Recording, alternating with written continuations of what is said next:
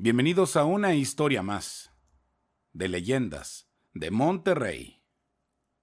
En esta historia, lo que comenzó como un pasatiempo inocente desató una cadena de sucesos sobrenaturales y trágicos que parecían imposibles de detener. Es un recordatorio inquietante de que lo paranormal no es un juego y que intentar comunicarse con lo desconocido puede tener consecuencias irreversibles. Afectan no solo a quienes se atreven, sino también a todo su entorno.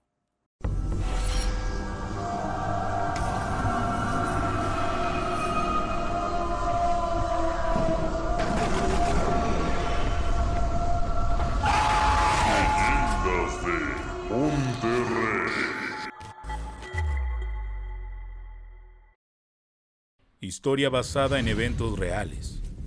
Adaptada por Eduardo Liñán, el escritor del miedo. Te dejamos su fanpage en la descripción del video. Trabajar en el turno nocturno, en una tienda departamental, podría parecer monótono para muchos, pero para nosotros, el equipo de limpieza era una oportunidad para compartir algo más que simples conversaciones. Mi nombre es Rubén, y junto a mis compañeros, Marcos y Claudia, teníamos una peculiar fascinación por lo paranormal. Aunque nuestras jornadas transcurrían entre cubetas, trapeadores y bolsas de basura, encontrábamos pequeños momentos para alimentar nuestra obsesión por lo desconocido. Cada noche, cuando el último cliente se iba, las puertas se cerraban, el silencio se apoderaba del lugar. Solo quedábamos nosotros, moviéndonos entre pasillos vacíos y vitrinas apagadas, cerrando pisos y recogiendo basura. Aquella tranquilidad rota únicamente por el ruido de nuestras herramientas y alguna que otra charla, tenía algo inquietante que alimentaba nuestra curiosidad. Fue durante una de esas noches, en la sección de juguetes, que Marcos tropezó con algo fuera de lo común. En una esquina olvidada, cubierta de polvo, encontró una tabla Ouija. La caja estaba rota, como si hubiera sido descartada, pero el tablero parecía intacto. Su diseño era inquietante, con letras y números grabados en un material que parecía demasiado brillante bajo la luz fluorescente. «Es merma», comentó Marcos, levantándola con cuidado, como si ya supiera que acababa de encontrar algo especial. Sin pensarlo mucho, decidimos que esa misma noche, a las 3 de la mañana, cuando todo estuviera más tranquilo y no quedara más que el eco de nuestras voces, intentaríamos usarla. Ninguno de nosotros lo dudó. La mezcla de emoción y un leve temor nos atrapó al instante. Era la oportunidad perfecta para probar si nuestras conversaciones sobre espíritus eran algo más que simples historias. Esperamos pacientemente a que el reloj marcara las 3 de la madrugada. El ambiente en la tienda era cada vez más silencioso, solo roto por el murmullo lejano de los radios de los guardias, que estaban en su horario de cena. Cuando finalmente llegó la hora, nos dirigimos a la sala de descanso de los empleados. Había una mesa amplia ahí, perfecta para lo que planeábamos hacer. Claudia sacó unas velas que había tomado de la sección de abarrotes y las encendió una por una, creando un ambiente extraño y casi como un ritual. Apagamos las luces y la sala quedó iluminada únicamente por las tenues llamas de las velas. Las sombras danzaban en las paredes, acentuando la atmósfera inquietante. El zumbido constante del sistema de ventilación se hizo más evidente en medio del silencio. Un ruido monótono que parecía amplificar nuestra tensión. Nos sentamos alrededor de la mesa, colocando la tabla Ouija en el centro. Los tres nos miramos por un momento, como buscando aprobación mutua para lo que estábamos a punto de hacer. Sin decir una palabra, posamos nuestros dedos sobre el apuntador, la madera fría bajo nuestras yemas. Marcos, quien siempre parecía más entusiasta sobre estas cosas, rompió el silencio y comenzó a decir una invocación que después nos dijo alguna vez había leído en un viejo libro de magia.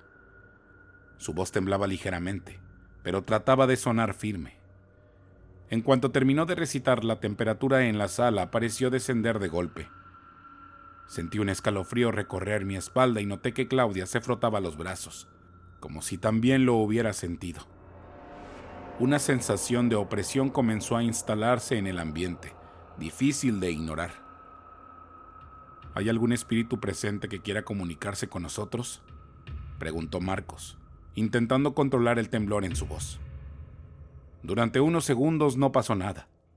El apuntador permaneció inmóvil bajo nuestros dedos y nos miramos, preguntándonos si todo esto era una pérdida de tiempo.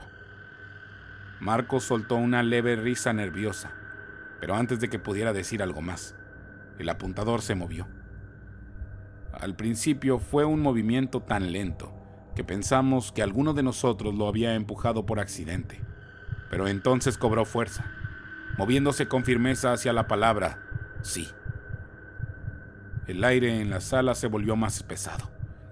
El leve parpadeo de las velas parecía sincronizarse con nuestros latidos acelerados. Nadie dijo nada, pero nuestras expresiones lo decían todo. Estábamos completamente sorprendidos y un poco aterrados. Marcos, ahora con un poco más de confianza, hizo la siguiente pregunta. ¿Quién eres? El puntero se detuvo por un momento y luego comenzó a moverse. Más rápido esta vez, mientras nosotros apenas respirábamos. Una a una, las letras formaron un nombre. L, U, C, I, A. Lucía. Nos quedamos en silencio absoluto. El nombre parecía resonar en la sala, aunque nadie lo repitió en voz alta. No había explicación lógica para lo que estaba sucediendo, pero una cosa era clara: no estábamos solos.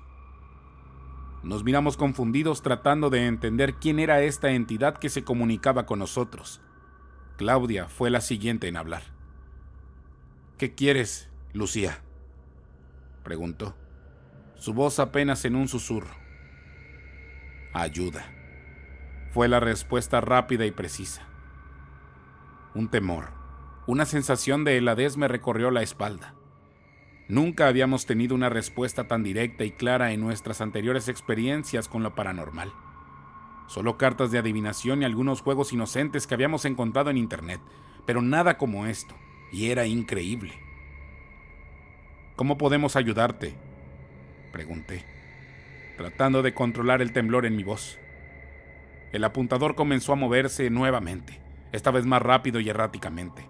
Formó las palabras liberarme y atrapada. La intensidad de la situación estaba aumentando y podíamos sentir una presencia en el lugar con nosotros.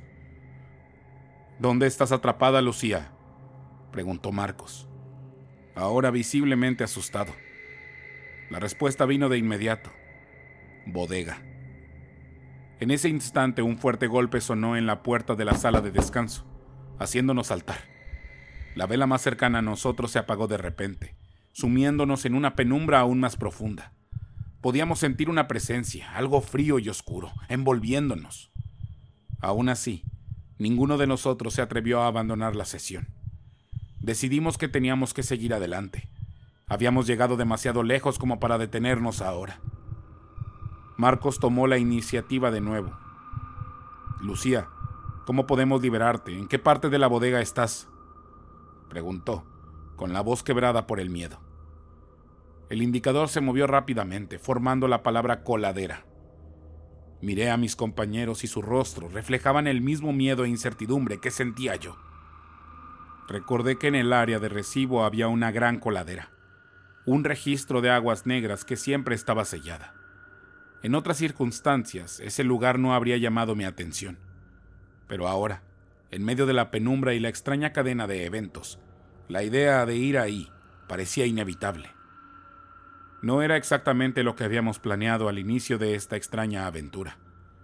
Nunca imaginamos que todo escalaría de esta manera, pero una mezcla de incredulidad, temor y una necesidad inexplicable de seguir adelante nos impulsaba a avanzar. Nos levantamos de la mesa con una linterna en mano y nos dirigimos hacia la bodega de Recibo. Cada paso parecía más pesado, acompañado por una sensación de ser observados. El aire a nuestro alrededor parecía denso, como si algo invisible nos rodeara.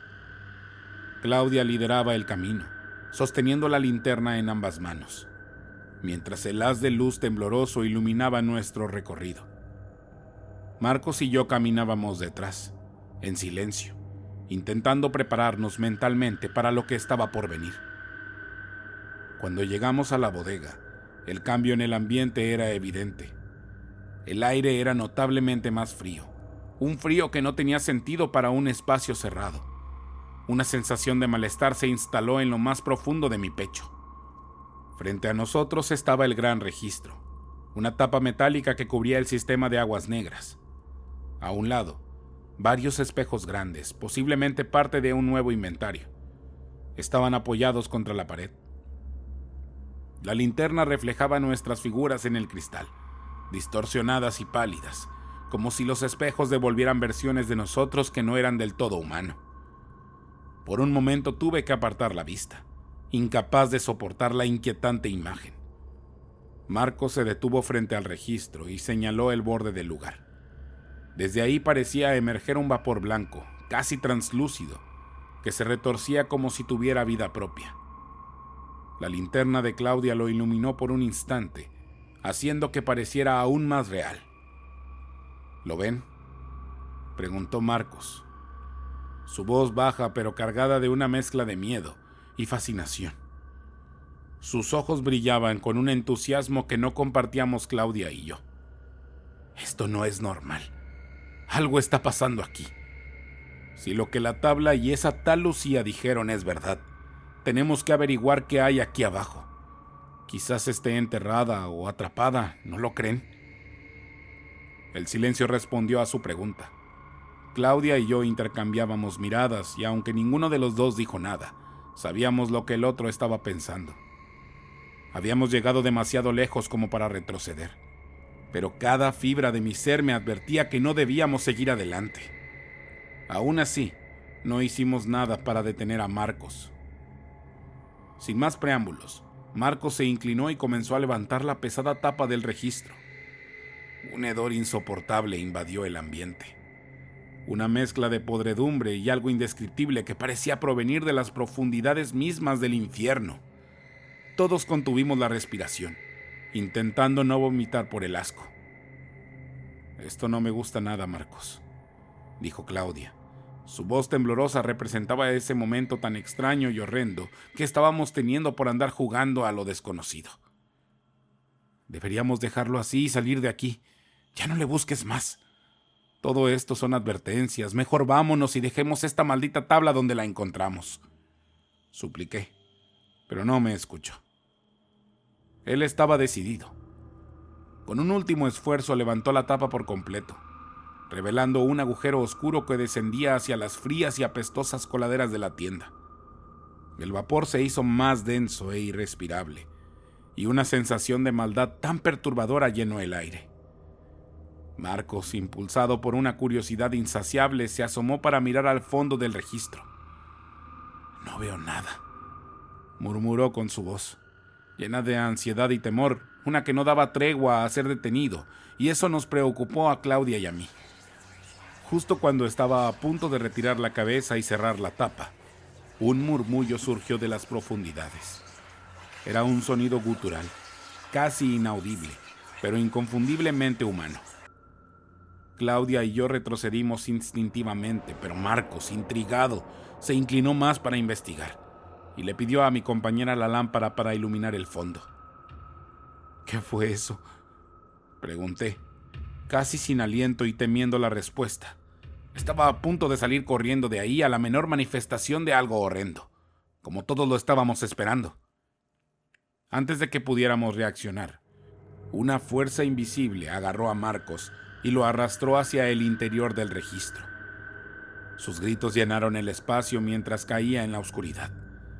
La tapa se cerró pesadamente detrás de él, atrapándolo en la suciedad. «¡Marcos!», gritó Claudia, corriendo hacia la tapa. Intentamos levantarla con todas nuestras fuerzas, pero era como si una fuerza sobrenatural la mantuviera cerrada. Los gritos de Marcos se volvían cada vez más desesperados, pidiendo ayuda, describiendo algo que lo atacaba y trataba de ahogarlo en las aguas sucias.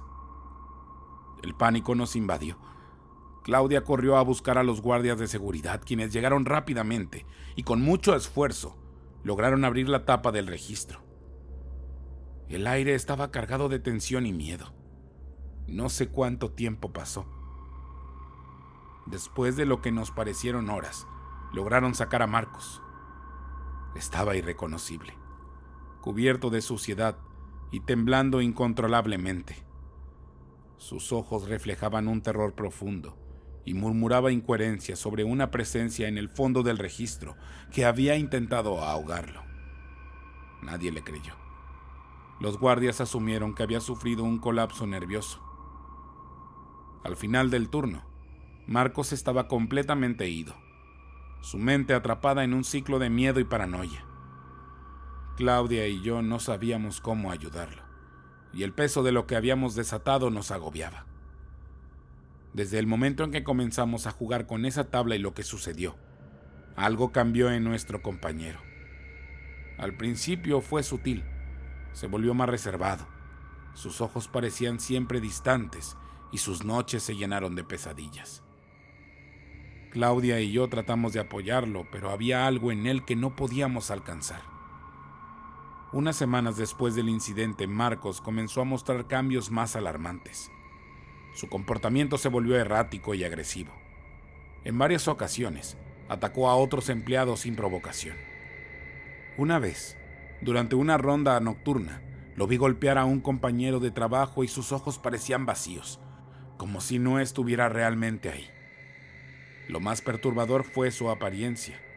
Con el tiempo, Marcos empezó a cambiar de una manera que nos resultaba difícil de explicar. Su rostro, antes familiar y cálido, comenzó a adquirir un aire inquietante. Sus rasgos parecían más marcados, casi afilados, y había algo en sus ojos que no habíamos visto antes. Una mezcla de odio, desesperación y algo más profundo. Algo que nos hacía apartar la mirada. Era como si la persona que conocíamos estuviera desapareciendo, reemplazada por una sombra de sí mismo. En una fiesta fuera del trabajo, algunos compañeros decidieron sacar un mazo de cartas de tarot.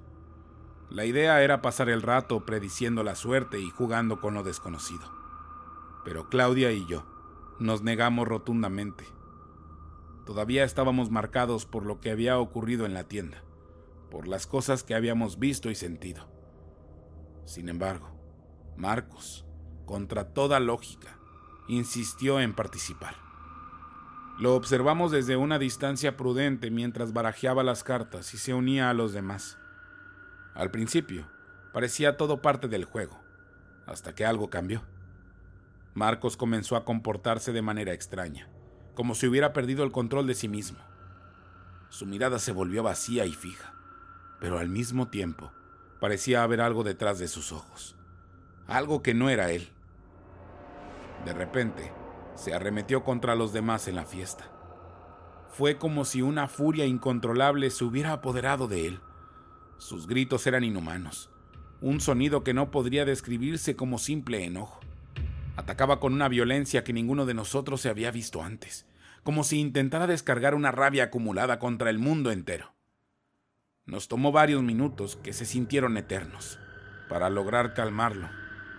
Entre todos lo llevamos a su casa, aún conmocionados por lo que había sucedido. Marcos apenas dijo una palabra en el trayecto. Su mirada seguía perdida y aunque básicamente estaba con nosotros, era evidente que mentalmente estaba en otro lugar. Esa misma noche ocurrió lo inimaginable. La noticia nos llegó al día siguiente. Marcos había asesinado a su madre en un ataque de furia y poco después se había quitado la vida. La noticia nos dejó destrozados. Claudia y yo no podíamos comprender cómo algo así había sucedido. Nos culpábamos a nosotros mismos, reviviendo cada decisión, cada momento que nos llevó a usar aquella tabla Ouija, a invocar algo que claramente estaba más allá de nuestro entendimiento. Sabíamos que habíamos abierto una puerta que nunca debía ser abierta y que Marcos había pagado el precio más alto. El terror y la culpa nos consumían. Todo lo que habíamos experimentado había dejado cicatrices profundas y aunque intentábamos seguir adelante, sabíamos que nunca volveríamos a ser los mismos. Después de la tragedia de nuestro amigo, nuestras vidas se convirtieron en un infierno constante. Claudia y yo no podíamos escapar de lo que habíamos desatado. Las noches se llenaron de temores y visiones, y el estar en la tienda era horrible. El frío, la sensación de ser perseguidos o mirábamos sombras pasar de pronto. A pesar de estar juntos o acompañados, era pavoroso andar en la tienda de noche. Empezamos a ver sombras en cada reflejo, figuras que se movían por el rabillo del ojo y desaparecían cuando intentábamos enfocarlos. Lo peor era ver la figura espectral de Marcos, su rostro desfigurado y lleno de odio, apareciendo en los espejos de la tienda departamental, en los monitores de seguridad, en cualquier superficie reflejante. Claudia no pudo soportar mucho tiempo. Renunció al trabajo y desapareció.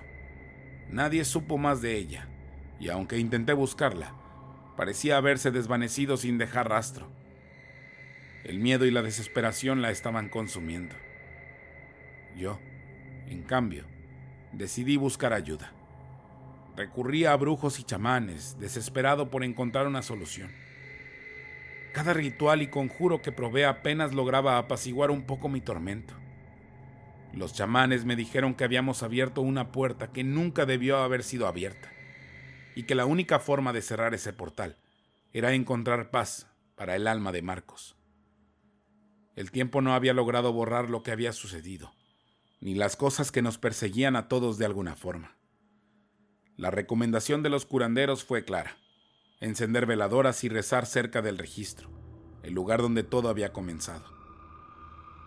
Consumido por el miedo y la culpa, lo intenté con fervor. Coloqué las velas, pronuncié las oraciones y busqué consuelo en las palabras sagradas. Mas debo decir que cuando me acerqué a la iglesia buscando paz y refugio, no encontré alivio. El peso del mal seguía colándose en mi vida, como un aire denso que no podía sacudirme, incluso estando en mi hogar. Cuando mi mente finalmente cedió, decidí renunciar al trabajo. No podía más con los eventos sobrenaturales que me perseguían y que me arrastraban hacia un abismo sin fin.